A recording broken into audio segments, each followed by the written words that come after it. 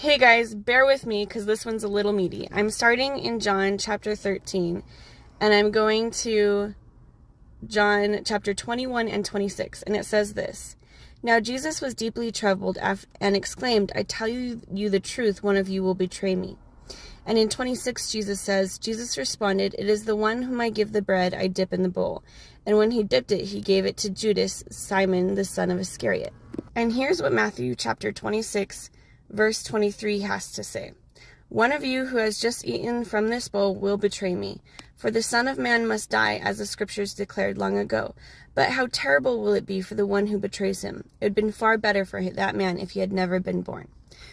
That's talking about Judas. Why? Because Judas wasn't making it to heaven. He was going to hell. Now here's the thing.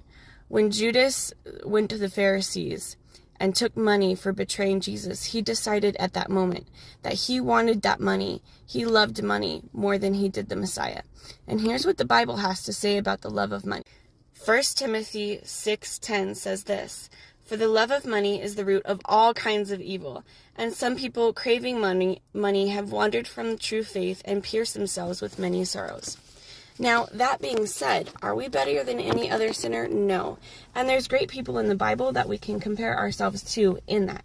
King Ahaz and Saul, who became Paul, are two great examples. King Ahaz was very wicked. He killed almost all the prophets of God. But at one point, when the prophet Samuel gave him a warning, he humbled himself before God.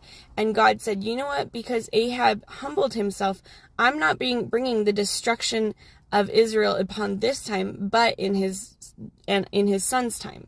And then we all know about Saul to Paul, the guy who was killing Christians, the guy who was present during the stoning of Stephen. Yeah, he was there, and God saved him on the road to Damascus. So yeah, we're not better than anyone, but at the same time, we don't want to compare ourselves to the one that was prophesied to be condemned and go to hell.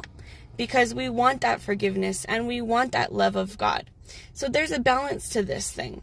And that balance is, yeah, I'm not better than you, you're not better than me, but I want God, and I'm going to do what I need to do in order to make it to heaven. Which means that we shouldn't compare ourselves to Judas because, well, he didn't make it. But there are many other people who did sin and did make it. In fact, far more than that one man. So as you're praising him and worshiping God for the forgiveness that he's bestowed upon you, also hold a jealousy to keep that relationship with him true. God bless you guys. I'll see you next time. Bye.